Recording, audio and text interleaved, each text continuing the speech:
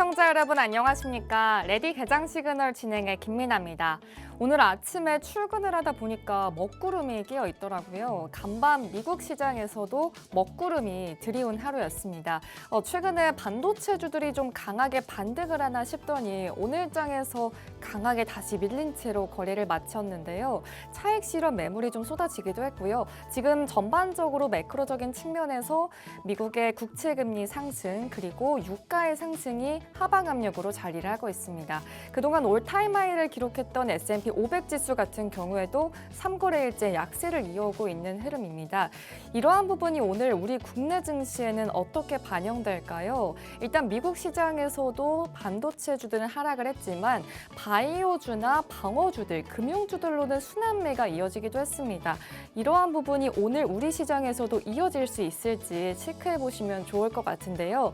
지금 프리장 분위기, 일단 삼성전자와 SK하이닉스는 5% 정도의 낙폭을 키워내고 있는 상황입니다. 어제는 전강 후약의 모습을 보였는데 오늘은 전약 후강의 모습을 기대해보면 좋을 것 같습니다. 아무래도 우리 국내 시장의 변동성이 크기 때문에 앞으로 오후장 들어서는 다시 상승을 기대해보면 좋을 것 같겠고요. 그렇다면 이어서 이제 전일장 미국 증시, 국내 증시 마감 상황 들어봐야겠죠. 조금 더 자세한 이야기는 잠시 후에 전해드리도록 하겠고요. 저희 레디 개장 시그널과 끝까지 함께 하시면서 더 다양한 투자 인사이트 그리고 국내 시장에서 트렌드 섹터 4가지도 알기 쉽게 들으시면 좋을 것 같습니다. 유튜브 검색창에 팍스경제TV 검색하시면 TV뿐만 아니라 유튜브로도 참여 가능하니까요. 많이 참여해 주시면 감사하겠습니다. 그렇다면 전일장 미국 시장 그리고 국내 시장 마감 상황 들어보러 가야겠죠. 김민지 캐스터가 준비했다고 합니다. 안녕하세요. 레디 개장 시그널 캐스터 김민지입니다. 어제 우리 증시는 하루 안에 방향이 크게 바뀌었습니다. 장 초반에는 3% 넘게 급등했다가 결국 막판에는 낙폭을 피하지 못했고요. 이 무거운 흐름은 간밤 뉴욕 증시에서도 고스란히 이어졌습니다. 그럼 자세한 국내 증시와 미증시 마감 상황 함께 살펴보시죠. 먼저 국내 증시 마감 상황 살펴보겠습니다. 양시장 모두 하락하며 마감했습니다. 코스피는 1.55% 하락한 6,869선에 그리고 코스닥은 3.51% 하락한 834선에 장을 마감했습니다. 장 초반에는 간밤 미국 반도체주 강세에 힘입어서 코스피가 7,200선을 넘어서기도 했는데요. 하지만 오후 들어서 기관의 매물이 쏟아지면서 상승분을 모두 반납했고요. 또 코스닥도 장중 872선까지 올랐지만 이후에는 상승폭을 다 반납하면서 마무리했습니다. 시장에서는 닷새 만에 연속 오른 데에 따른 차익 실현의 매물과 함께 또 간밤 미국 장기금리와 국제유가가 함께 뛴 점이 부담으로 작용한 것으로 풀이하고 있습니다. 그럼 이어서 수급 상황도 함께 살펴보시죠. 유가 증권시장에서는 기관의 매도세가 우세했습니다. 기관이 7,800억 원가량 팔았고요. 그리고 개인과 외국인이 매수세 보였습니다. 코스닥에서도 비슷한 흐름이 이어졌습니다. 기관이 매도 우위를 보였습니다. 4,100억 원가량 팔아치웠고요. 개인이 3,800억 원가량 그리고 외국인이 366억 원가량 매수세 보였습니다. 이어서 어제 나온 국내 이슈 2가지도 함께 살펴보겠습니다. 구부 능선 넘은 SK하이닉스 임단협부터 그리고 상패 경고 등 켜진 액티브 ETF까지 살펴보도록 하겠습니다. 먼저 첫 번째 이슈입니다. SK하이닉스 노사가 올해 임금 단체 협약 타결을 위해서 광복절 연휴도 반납한 채 릴레이 마라톤 협상을 이어갔습니다. 그 결과 핵심 쟁점에 대한 상당한 의견 접근을 이루면서 막판談판에 들어갔는데요. 이번 교섭의 최대 분수령은 성과급 지급 방식이라고 합니다. 사측은 성과급의 50%에 70%를 자사주로 지급하고 또 최대 4년간 매도를 제한하는 안을 제시했다고 하는데요. 노조는 현금 보상 축소와 또 주가 변동에 따른 불확실성을 이유로 강력히 반대해왔지만 끊임없는 대화를 가진 끝에 노사 간의 간극을 크게 줄였다고 합니다. 어제 이천 캠퍼스에서 열린 대표자 교섭에서 잠정 합의안이 도출됐을지 주목되고 있는데요. 성과급 주식 지급안이 최종 반영될 경우에 현장 조합원의 찬반 투표와 또 새로 출범한 통합노조의 기류 등 내부 반발을 넘어서는 것이 막판 최종 타결의 핵심 변수가 될 전망입니다. 이어서 두 번째 이슈도 함께 살펴보시죠. 상패 경고 등 켜진 액티브 ETF입니다. 액티브 ETF는 지수를 단순히 따라가는 게 아니라 펀드 매니저가 자율성을 갖고 유망 종목에 적극 투자해서 플러스 알파의 수익을 내도록 설계한 종목인데요. 올 들어 증시 변동성이 극심해지면서 기초지수와 수익률 흐름이 따로 노는 액티브 ETF가 늘고 있습니다. 지수와의 연관성을 나타내는 상관계수 미달 공시 건수가 올해만 577건으로 지난해보다 9배 가까이 폭증했습니다. 액티브 ETF는 초과 수익을 목표로 특정 종목 비중을 높여서 운용을 하는데요. 현행 규정상 상관계수가 0.7 미만인 상태가 3개월 이상 이어진다면 상장 폐지 대상이 됩니다. 이미 한두 운용과 타임폴리오의 일부 상품이 줄줄이 간판을 내렸거나 또 상폐 절차를 밟고 있다고 하는데요. 운용업계에서는 이 상관계수를 맞추려다 보니 유망 종목을 팔고 지수만 맹목적으로 따라가는 기형적인 운용이 강요된다라고 지적을 하고 있습니다. 초과 수익을 노리는 액티브 ETF의 본연의 기능을 잃었다라는 의미인데요. 규제를 완화한 완전 액티브 ETF 도입 논의마저 금융당국과 업계 사이에서 사실상 멈춘 상태이기 때문에 당분간 운용사들의 고민과 투자자의 불안은 이어질 전망입니다. 그럼 이어서 미증시 마감 상황도 함께 살펴보시죠. 간밤 뉴욕 3대 지수는 일제히 하락 마감했습니다. 19년 만에 최고치를 찍은 미 30년물 국채금리와 또 배럴당 90달러 선을 다시 넘어선 브렌트유, 이 두 가지가 투심을 위축했는데요. 결국 다우지수는 0.22% 하락한 53,343선, 그리고 나스닥은 1.33% 하락한 26,289선, 그리고 마지막으로 S&P 500 지수는 0.69% 하락한 7,691선의 장을 마감했습니다. 경기 방어주로 순환매가 돌면서 다우지수가 그나마 낙폭이 적었고요. 나스닥의 하락폭이 가장 컸습니다.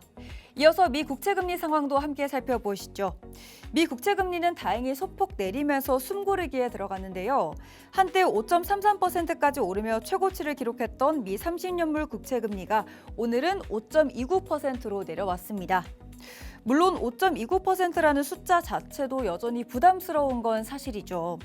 그렇게 장기 국채금리가 오르는 건 비단 미국만의 문제는 아닙니다.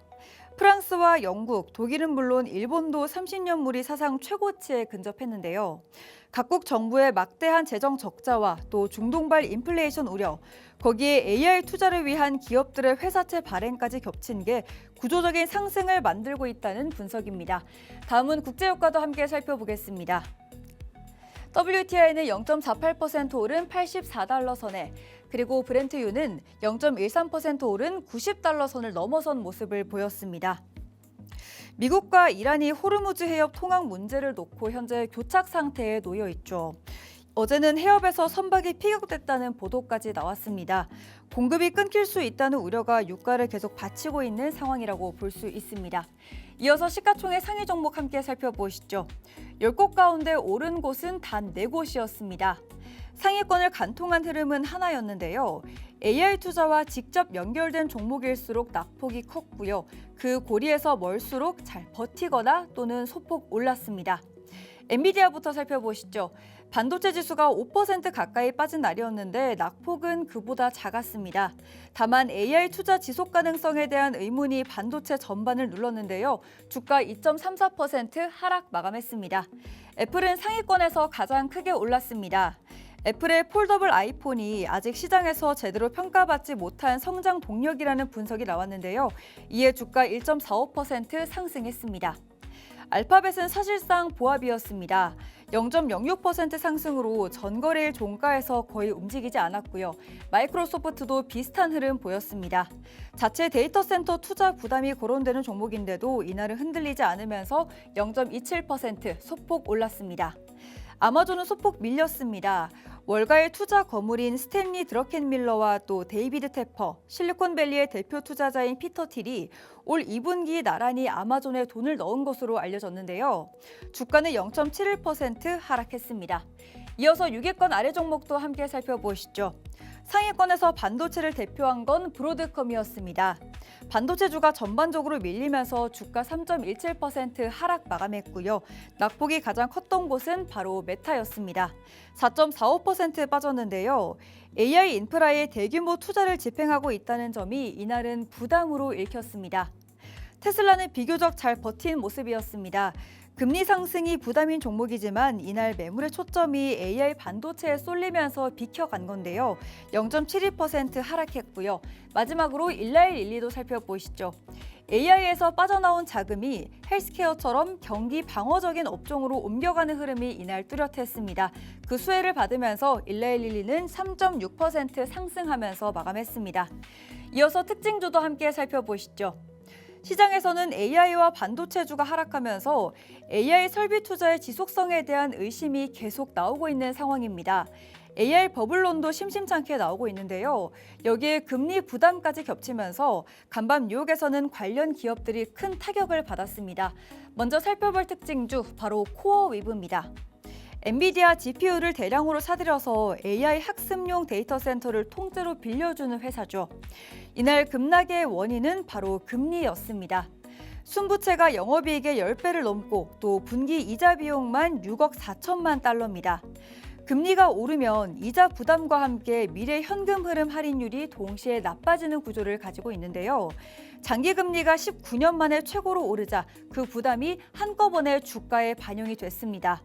사업 자체가 나빠진 것은 아니었고요. 2분기 매출은 25억 7,500만 달러로 2배가 됐지만 주가는 12.1% 하락 마감했습니다. 다음은 루멘텀 홀딩스입니다. 주가가 9.87% 하락 마감했는데요. 데이터 센터 안에서 서버와 서버를 빛으로 연결하는 광통신 부품을 만드는 회사입니다. 올해 주가가 세 자릿수로 올랐던 대표적인 AI 수혜주인데요. 이날은 광통신주 전반이 함께 밀렸습니다. 코닝이 8%대, 그리고 반도체 기판 소재를 만드는 AXT가 12%대 하락했죠. AI 기업 엔트로픽의 연 환산 매출이 650억 달러로 집계되면서 시장 기대에 못 미쳤다는 소식이 겹쳤고 또 이게 영향을 미쳤습니다. 다음으로 살펴볼 종목은 바로 마이크론입니다. 메모리 반도체를 만드는 회사로 우리 시장과 가장 직접적인 연결을 가진 종목이라고도 할 수 있는데요. 샌디스크가 9%, 그리고 웨스턴 디지털이 5% 하락하면서 메모리 종목이 나란히 밀렸던 하루였습니다. 마이크론은 올해 들어서만 200% 넘게 올랐던 종목이었죠. 회사의 실적은 여전히 강하다고 볼 수 있습니다. 회계연도 3분기 매출이 414억 6천만 달러로 직전 분기보다 크게 늘었는데요. 다만 시장이 문제 삼은 건 실적이 아니라 눈높이였습니다. 기대가 높아진 상태에서 금리가 오르자 조정이 나온 건데요. 주가는 7.02% 하락했고요. 오늘 삼성전자와 SK하이닉스를 보실 때 참고하시면 좋겠습니다. 이어서 금은 시세도 함께 체크해 보시죠. 기금속은 크게 밀렸습니다. 금선물은 1.68% 하락한 4,398달러 선, 그리고 은선물은 3.92% 하락한 온스당 63달러 선에 거래가 됐는데요. 높아진 유가와 바로 채권 금리 때문이었습니다. 또 여기에 더해서 몇 주간의 강한 상승세 이후 나온 차익 실현 매물까지 겹친 탓에 금은 모두 하락하며 마감했습니다. 간밤 뉴욕에서는 반도체와 AI 인프라에서 자금이 대거 빠져나왔습니다. 그리고 지금 미국에서는 가장 높은 장기 국채 금리를 기록하고 있죠. 이 흐름이 과연 국내 증시에는 어떻게 반영될지 함께 지켜보시죠. 지금까지 국내 증시와 미증시 마감 상황 전해드렸습니다.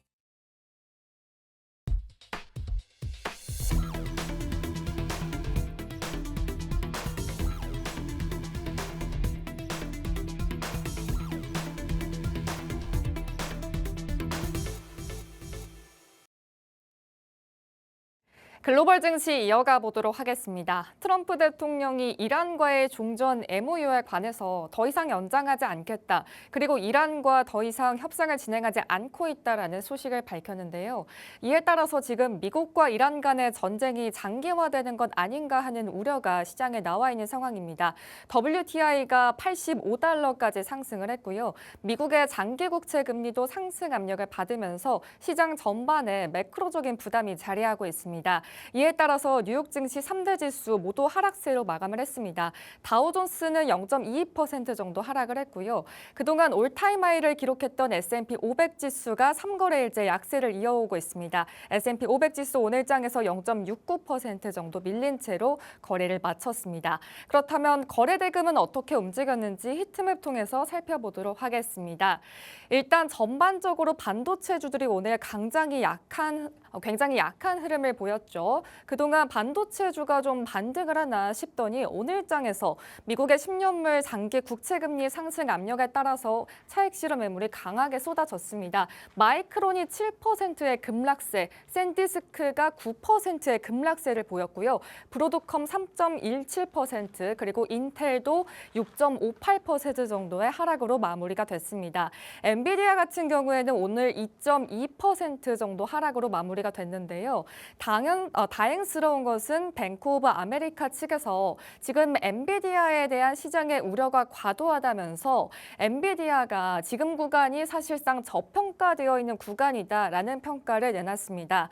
이와 함께 목표 주가 350달러를 유지했고요. 투자 의견은 매수를 제시하기도 했습니다. 그리고 오늘장에서 메타가 4% 넘게 밀렸죠. 메타 같은 경우에는 지금 미국의 여러 주들이 메타의 청소년 중독 문제와 관련해서 소송을 제기했고 재판이 시작된다라는 소식이 들려오면서 4% 넘게 밀린 채로 거래를 마쳤고요. 그리고 오늘 애플은 1.4% 넘게 상승으로 거래가 마쳤습니다. 애플 같은 경우에는 EU의 앱스토어에서 수수료 체계가 개편된다는 소식이 오늘장에서 호재로 작용을 했습니다. 오늘 전반적으로 수급이 조금 옮겨가는 모습을 확인해 볼 수가 있죠. 방어주 역할을 하는 금융주들의 상승세가 보여지고 있고요. 그리고 오늘 헬스케어 바이오단에서 초록불이 강하게 들어왔습니다. 일라이릴리가 3.6%, 그리고 존슨앤존스도 3% 넘게 급등을 하면서 존슨앤존슨 같은 경우에는 사상 최고치를 다시 쓰기도 했습니다. 그리고 국제 유가의 급등 속에서 오늘 엑소모빌이 2%의 상승세에 에너지주가 강세를 보였다는 점 확인해 볼 수가 있겠습니다. 지금 시장에 전반적으로 하방 압력을 주고 있는 건 당연스럽게도 다름이 아니라 이제 금리겠죠. 미국의 장기 국채 금리가 상승을 하고 있다는 소식입니다. 사실 미국뿐만이 아니라 글로벌적으로 지금 장기 국채 금리의 상승세가 이어오고 있다. 이런 헤드라인을 많이들 접해 보셨을 것 같은데요. 미국은 30년물 국채 금리가 19년 만에 사상 최고치, 그리고 중요한 국가죠. 일본 같은 경우에도 10년물 장기 국채 금리가 어제 장중에 2.9%를 터치하면서 30년 만에 사상 최고치를 기록을 했습니다. 이 밖에도 유럽에서도 독일과 프랑스 그리고 영국도 30년물 장기 국채 금리가 최고치를 기록을 하고 있고요. 우리나라도 피해가지 않습니다. 우리나라도 30년물 장기 국채 금리가 2012년 이후에 사상 최고치를 기록하고 있는 상황입니다.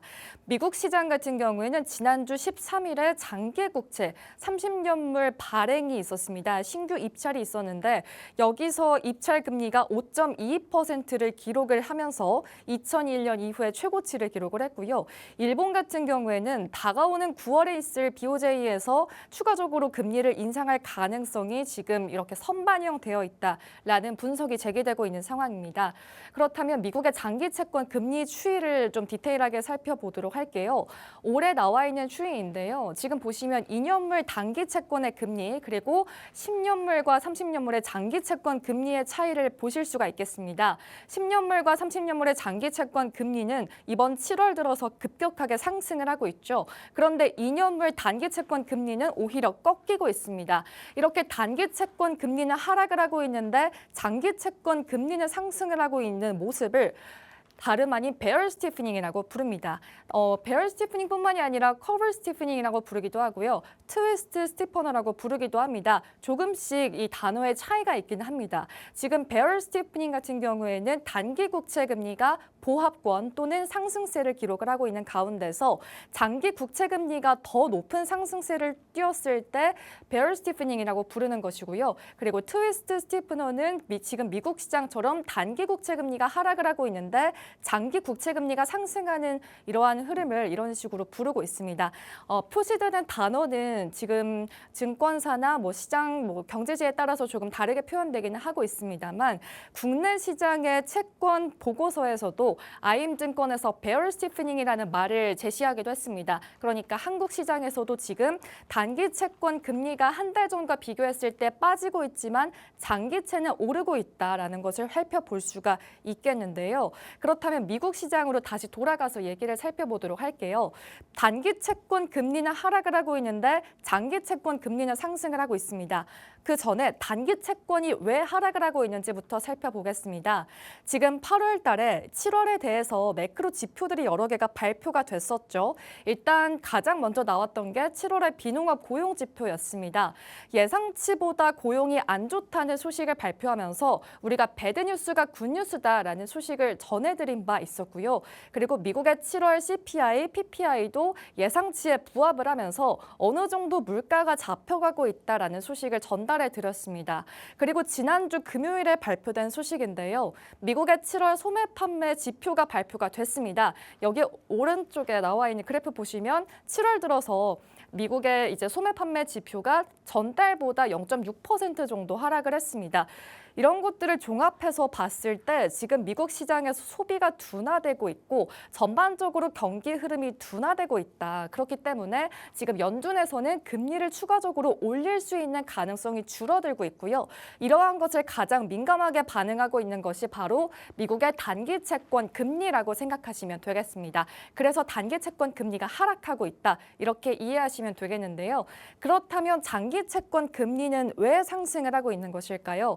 크게 세 가지 정도로 이유를 살펴볼 수가 있겠습니다. 일단 첫 번째는 일본과 관련된 이슈고요. 두 번째는 미국 자체에 대한 이 재정과 관련된 문제가 있습니다. 그리고 마지막으로는 AI, 빅테크, 하이퍼스케일러들이 회사채를 폭발적으로 발행하고 있다는 소식이 자리를 하고 있는 거고요. 첫 번째로 일본과 관련된 소식부터 짚어보도록 하겠습니다. 지금 일본의 30년물 장기 국채 금리가 30년 만에 최고치를 기록하고 있습니다. 그렇기 때문에 일본 기관 투자자들 입장에서는 굳이 미국의 채권을 투자하지 않아도 자국 내에 있는 채권을 투자하더라도 높은 수익률을 기록을 할 수 있는 것입니다. 그렇기 때문에 자국 내 투자 채권에 대한 매력도가 상승함에 따라서 미국에서의 자금이 이탈되는 것이고요. 자국으로 채권 자금이 돌아오는 것, 바로 리패트레이션 가능성이 올라가고 있다고 이야기를 전해드릴 수 있겠습니다. 그리고 이미 실제로 이러한 것들이 반영이 되고 있는 건데요. 일본이 보유하고 있는 미국의 채권의 그 보유액이 감소하고 있습니다. 여기 나와 있는 그래프 보시면 3월부터 6월 말까지의 수치를 기록을 한 것인데 점점 이제 6월 말로 올수록 일본이 보유하고 있는 미국의 국채 보유량이 줄어들고 있다. 그러니까 일본이 미국의 채권을 팔고 있다. 이러한 소식을 표를 통해서 확인해 볼 수가 있겠습니다.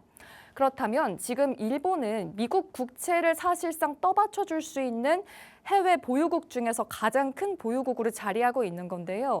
이렇게 되면 일본 투자자들이 미국 채권을 팔고 있기 때문에 미국 채권의 수요를 받아줄 수 있는 수요처가 줄어들게 되는 것이고요. 결국 공급과 비교했을 때 수요가 줄어드는 것이니까 미국의 채권 가격이 하락하는 것이고 이에 따라서 미국의 채권 금리가 상승하는 것이다. 이렇게 생각을 해볼 수가 있겠습니다. 지금 여기서 핵심 포인트는 일본의 장기 국채 금리가 상승하고 있는 게 가장 기초적인 원인이 되겠죠. 그렇다면 일본의 장기 국채 금리가 도대체 왜 이렇게 상승을 하고 있는 것인지 다음 장에서 살펴보도록 하겠습니다. 일단 이번 주 월요일에 일본의 GDP가 발표가 됐습니다. 경제 성장률이 생각보다는 둔화되고 있는 흐름을 내놓은 건데요. 그럼에도 불구하고 일본의 장기 국채가 상승하고 있는 요인을 여기 오른쪽에 세 가지로 정리를 해뒀습니다. 있습니다.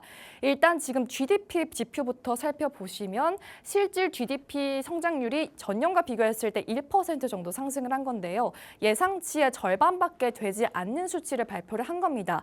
그리고 실제로 내수 경기는 사실상 약해지고 있는 흐름을 나타내고 있습니다. 그러니까 수출을 해서 성장을 하고 있는 게 아니라 수입을 안 함으로써 이렇게 숫자만 늘어나고 있다고 살펴보시면 되겠는데요. 그럼에도 불구하고 일본의 장기 채권 금리가 상승하고 있는 이유는 다음에 세 가지로 정리를 해볼 수가 있겠습니다. 일단 첫 번째로 BOJ에서 9월에서 추가적으로 금리를 인상할 가능성이 지금 선반영되어 있다라는 의견인 건데요. 지금 엔화가 40년 만에 최저치를 기록을 하고 있는 상황입니다. 그렇게 되면 지금 일본 시장 입장에서는 수입을 할 때 물가가 좀 부담이 될 것이고요. 일본 시장 내에서 인플레이션 부담이 자리를 하고 있습니다. 그렇기 때문에 9월에서는 BOJ에서 금리를 추가적으로 인상할 가능성이 올라가게 되는 것이고 실제로 9월에서 기준금리를 올릴 수 있다는 말이 많이 나오고 있는 상황입니다. 이것이 지금 선반영되었기 때문에 일본의 장기 국채 금리가 상승하는 것이다라고 첫 번째 요인을 정리해 볼 수가 있겠습니다. 그리고 두 번째로는 지금 실제로 일본의 물가가 여전히 높은 수준이라는 건데요. GDP가 좋게 나오긴 했습니다만 결국 여기서 우리가 확인해 볼 수 있는 건 경제가 활성화되어서 성장한 것이 아니라 물가가 올라갔기 때문에 수치가 높게 찍힌 것이라는 것을 우리가 확인해 볼 수가 있겠죠. 그렇기 때문에 지금 물가가 여전히 높은 수준이라는 점, 그리고 마지막으로는 일본 다카이치 총리의 이 확장된 재정 방침에 대한 이야기입니다. 그러니까 다카이치 총리는 내년 4월부터 일본에서 2년 동안 식료품 소비세를 감면하는 방안을 추진할 것이다. 이런 이야기가 나와 있는 상황이고요. 그런데 문제는 여기와 관련된 재원을 굉장히 부족한 상황입니다. 그렇기 때문에 정부의 지출이 증가하고 있는 상황 속에서 재정 적자가 확대가 되는 것이고 이로 인해 국채 발행량이 증가하게 됨에 따라서 장기 국채 금리가 상승하는 요인으로 작용할 수 있겠다. 이렇게 생각을 해볼 수가 있겠습니다. 결국에는 일본의 장기 국채가 상승하는 것이 첫 번째 원인이고요. 그에 따라서 미국의 장기 국채 금리도 상승하고 있다라고 이유를 생각해 볼 수가 있겠습니다. 그리고 두 번째로는 이제 미국 시장 자체의 문제점으로 짚어볼 수가 있겠는데요. 미국의 재정 적자가 계속해서 쌓여나가고 있습니다. 심지어 이번 7월 달에 나와 있던 적자를 살펴볼까요? 5년 만에 최고치를 기록했다고 합니다. 특히 메디케어 지출이 크게 늘어났고요. 여기에다가 이자 비용 증가까지 눈에 띄게 증가를 하면서 7월에만 적자가 4,323억 달러가 찍힌 겁니다. 전년 동월 대비했을 때 48%나 증가한 수치인 거고요. 이 수치가 2021년 3월 이후로 최고치라고 합니다. 그리고 지난해 10월부터 올해 7월까지 지금 미국이 어느 정도로 적자를 쌓아오고 왔는지 체크를 해봤을 때 그 수치가 1조 8천억 달러에 달하고요. 결과적으로 봤을 때 지금 미국이 가지고 있는 재정 적자의 총 금액이 거의 40조억 달러에 달한다고 하는 겁니다. 어마어마한 수치를 기록을 하고 있는 것이죠. 그렇기 때문에 지금 이 미국에서는 빚을 떠안고 있는 것을 해결하기 위해서 채권을 발행할 수 있는 가능성이 올라가는 것이고요. 그렇기 때문에 지금 장기 채권의 금리가 올라가고 있다. 그런 부분을 생각해 볼 수가 있겠습니다. 그리고 이제는 빅테크 회사채들도 같이 이 흐름에 함께하고 있는 건데요. 여기서 살펴보시면 최근에 아마 이런 소식을 많이 접해보셨을 겁니다. 빅테크 하이퍼스케일러 기업들이 계속해서 회사채를 발행하고 있다. 이런 소식을 헤드라인으로 많이 접해보셨을 것 같은데요. 실제로 여기 맨 왼쪽에 있는 주요 기업들 4가지가 있습니다. 메타, 구글, 아마존, 그리고 오라클이 있죠. 이 4가지 기업이 올해에만 회사채를 발행한 그 규모가 무려 1,940억 달러라고 합니다. 실제로 이걸 조금 더 디테일하게 표를 통해서 살펴보시면요. 아마존 같은 경우에는 2번이나 발행을 했습니다. 총 발행액은 788억 달러 정도 해당하고요. 알파벳도 3번 정도 발행을 했네요. 733억 달러, 메타는 250억 달러, 그리고 오라클도 250억 달러 정도 발행을 했습니다. 이렇게 빅테크 기업들이 회사채를 발행을 하는 건 다름 아닌 데이터 센터 건설, 그러니까 반도체나 이 AI 산업에 투자를 하기 위해서 지금 출혈 경쟁을 하고 있다, 이렇게 확인해 볼 수가 있겠죠. 그렇다면 이렇게 회사채를 발행을 하는 것이 결국에 왜 미국의 장기 국채 금리를 상승시키는가, 그 요인에 대해서 살펴보도록 하겠습니다. 지금 채권을 발행하고 있는 곳이 2곳이죠. 특히 장기 채권은 미국의 정부에서도 이 적자를 해결하기 위해서 국채 발행량을 늘려나가고 있는 상황인 거고요. 여기에다가 빅테크는 AI 투자를 해야 하기 때문에 출혈 경쟁을 하면서까지 장기 회사채 발행을 늘리고 있습니다. 그러니까 지금 시장에는 장기 채권의 공급량이 늘어나고 있는 건데요. 문제는 이 공급량을 모두 받아줄 만큼 수요가 넉넉지 않다는 것이 그 문제가 되겠습니다. 그러니까 장기 채권의 이 시장 안에서 파일을 미국의 정부와 빅테크가 나누어 가고 있는 것입니다. 빅테크도 그 일부분의 파일을 차지하고 있기 때문에 미국 정부 입장에서는 채권에서 조금 금리 인상의 압박을 받을 수밖에 없는 그런 상황인 겁니다. 실제로 지금 회사채 청약 배수도 급락을 하고 있는 상황인데요. 여기서 말하는 청약 배수라 함은 지금 이 회사채 발행액과 비교를 했을 때 투자자 주문액이 몇 배 들어왔는지를 나타내는 것을 여기서 청약 배수라고 부릅니다. 그러니까 회사채에 대한 수요라고 생각해 보시면 되겠는데요. 아폴로 측에서는 이렇게 의견을 밝혔습니다.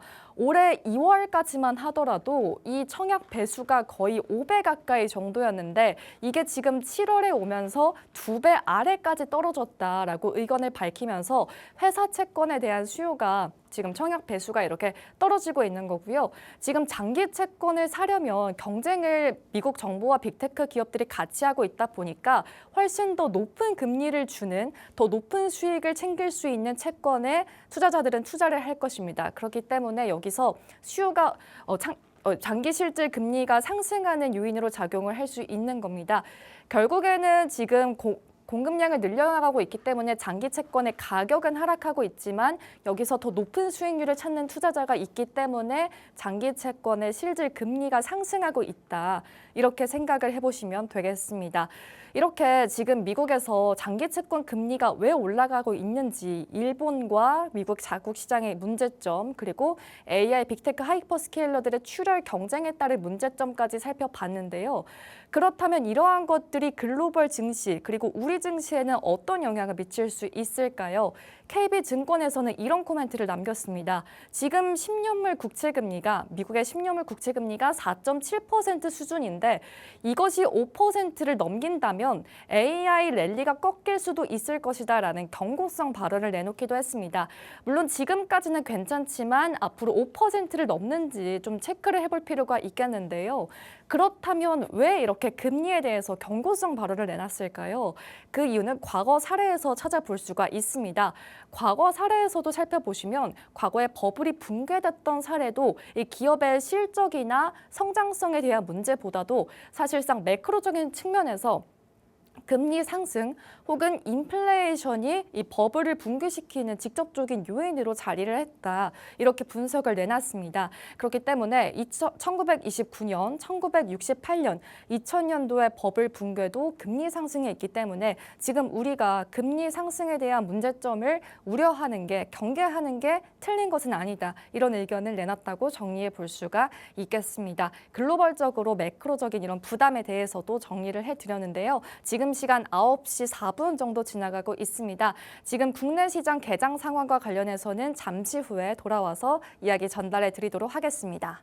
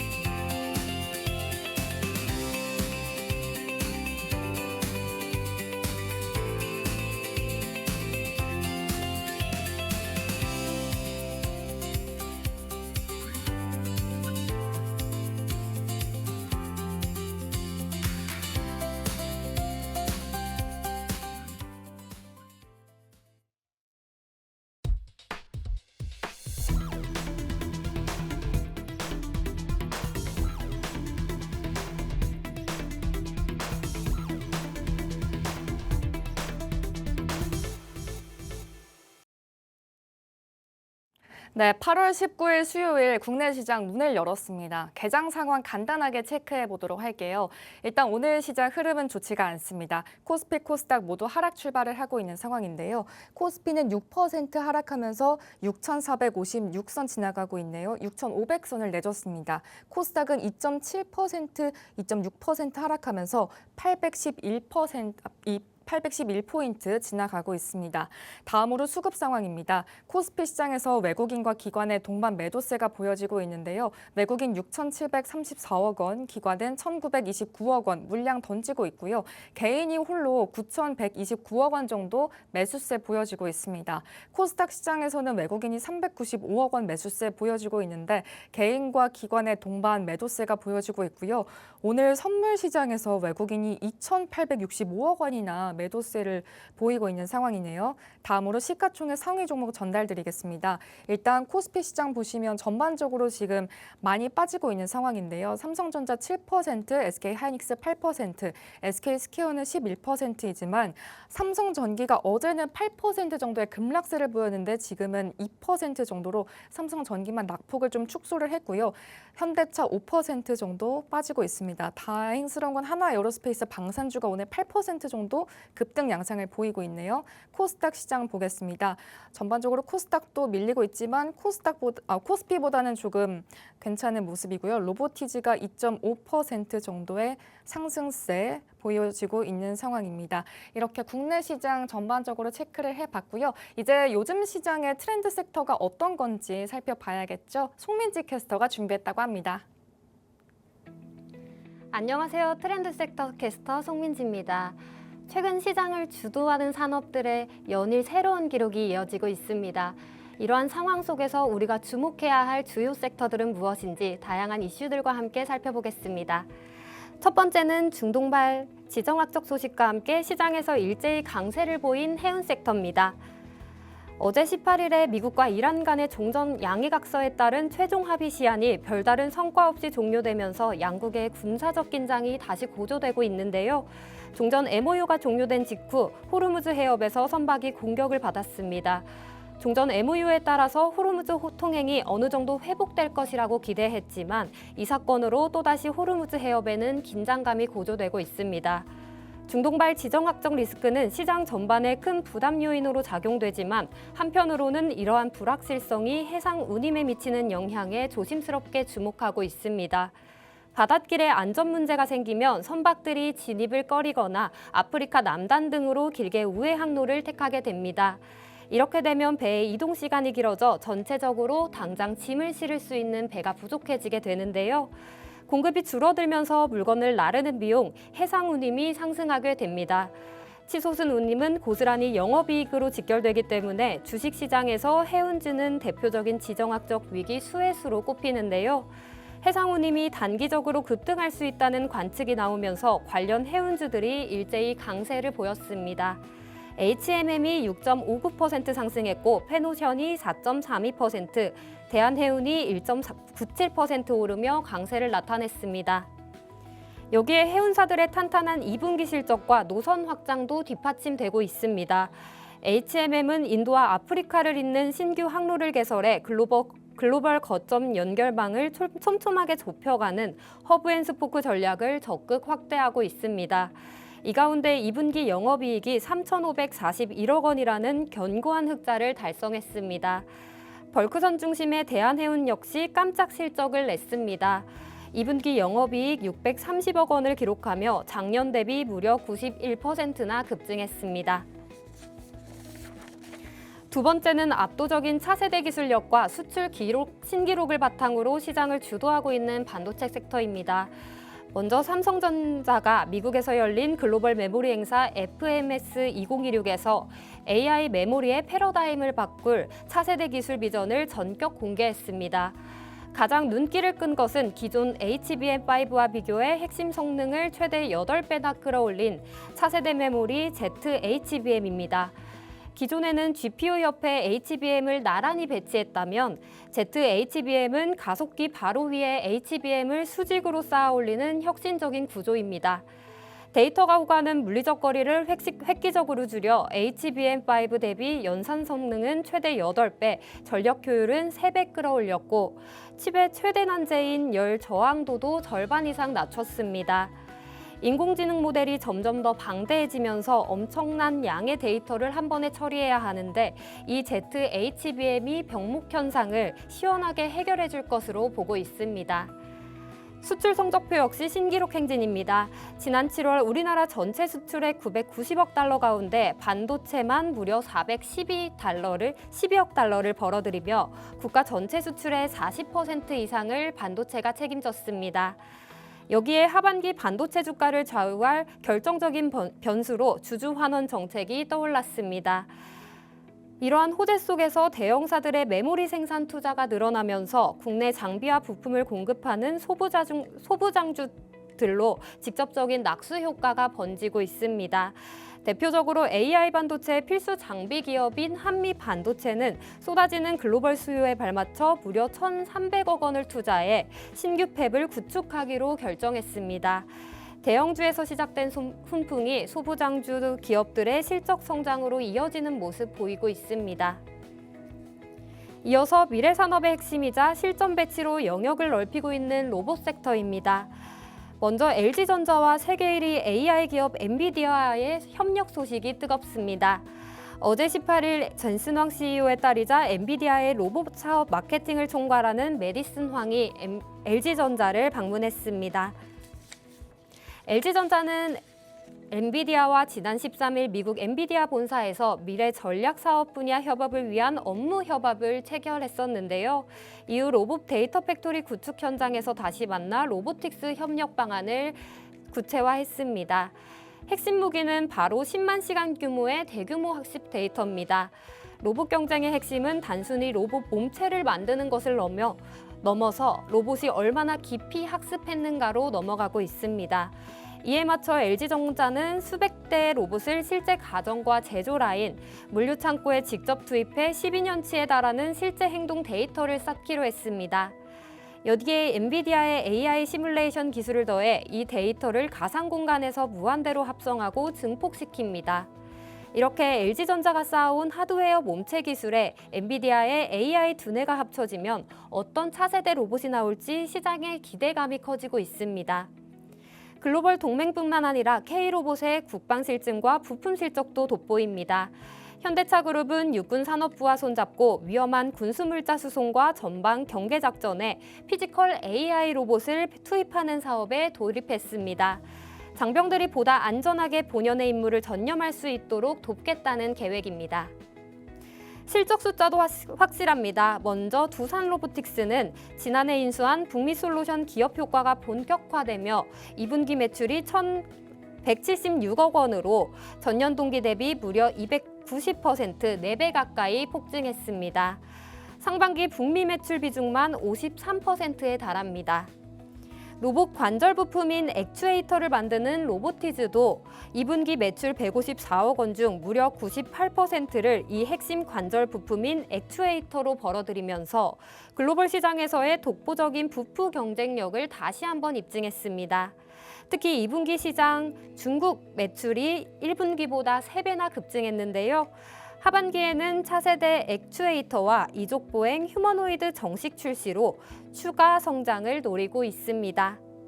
테마주에 머물던 로봇 기업들이 확실한 납품과 글로벌 실적 숫자를 보여주면서 시장의 시선도 단순한 기대감을 넘어 실제 실적 성장주로 빠르게 재평가되고 있습니다.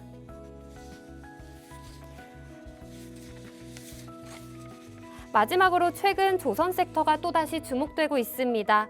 먼저 미국 시장에서 대형 기회의 문이 열렸습니다.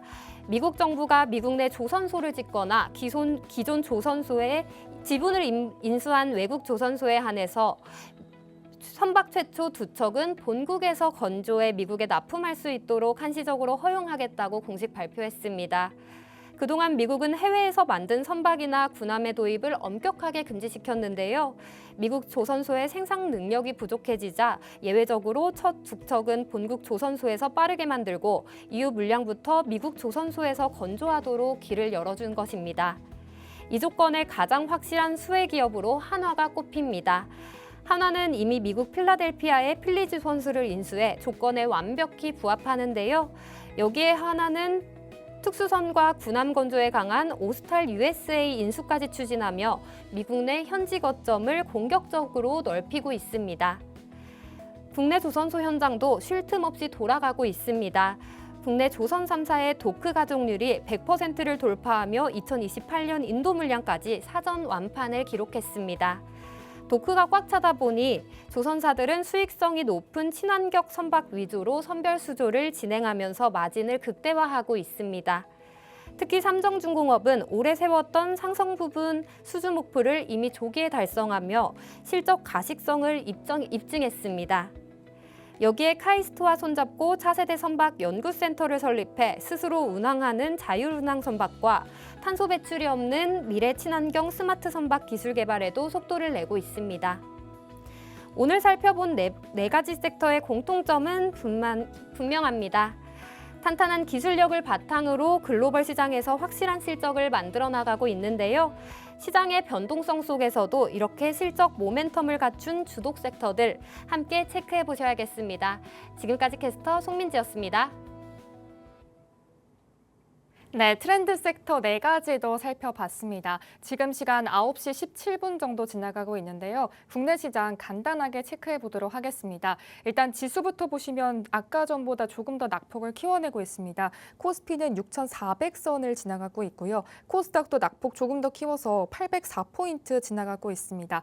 그리고 거래대금 상위단으로 넘어가서 체크해 보도록 할게요. 일단 전반적으로 다 약세 흐름 보이고 있는 가운데에서 현대 엘리베이터가 0.94% 상승을 하고 있는데 아까 전보단 상승폭을 조금 축소하긴 했지만 1시간 전에 속보가 나왔습니다. 트럼프 대통령이 김정은과 올 가을에 만남을 추진할 수 있겠다는 보도가 나오면서 오늘 남북 경합주들이 좀 상승 모멘텀을 받아가고 있지만 시장이 전반적으로 좀 눌리면서 다소 상승폭이 좀 제한되는 흐름이고요. 한화 에어로스페이스도 2.4%로 퍼리장보다 조금 더 이 상승폭을 많이 줄여나가고 있습니다. 그리고 코스닥 거래대금 상위단도 보시면요. 실리콘2가 오전 프리장에서는 조금 약세 흐름을 보였는데 양전에 성공을 한 모습이고요. 아난티도 남북경합주로 묶이면서 17%의 강세 흐름 보이고 있는 상황입니다.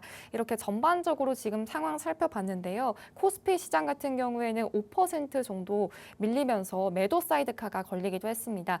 지금 시장에서 더 다양한 인사이트 팍스경제TV와 함께 하시면 되겠고요. 저희는 내일 이 시간에 다시 찾아뵙도록 하겠습니다. 참고로 본 방송에서 제공하는 정보는 투자 판단에 대한 참고 자료일 뿐 해당 종목의 상승 하락이나 가치를 보장하지 않는다는 점 유의해 주시기 바랍니다. 내일 이 시간에 다시 찾아뵙도록 하겠습니다. 시청해주신 여러분 고맙습니다.